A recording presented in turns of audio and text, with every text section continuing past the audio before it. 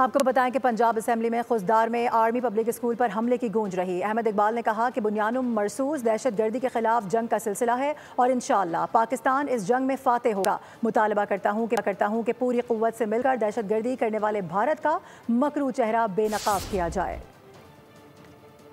بنیانوس بھی اسی دہشت گرد عناصر کے خلاف جنگ کا ایک سلسلہ ہے اور انشاءاللہ پاکستان اس جنگ میں کامیاب ہوگا۔ بھارت اس وقت پاکستان میں دہشت گردی کرتا ہے۔ میں مطالبہ کروں گا ISPR سے، پاکستان کی ریاست سے، وزارت خارجہ سے، پاکستان کے میڈیا سے کہ بھارت کا یہ گندا چہرہ بے نقاب کرنا چاہیے۔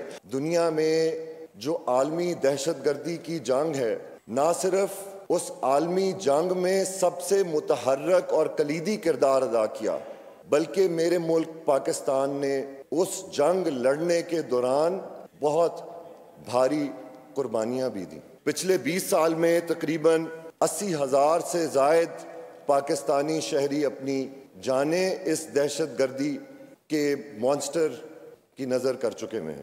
6,000 سے زائد افسر اور جوان جامِ شہادت نوش کر چکے ہیں اور اس عرصے میں ہمارے ملک نے 13,000 سے زائد دہشت گردوں کا خاتمہ کیا۔ سبسکرائب کریں اور بیل دبائیں تاکہ کوئی خبر رہ نہ جائے۔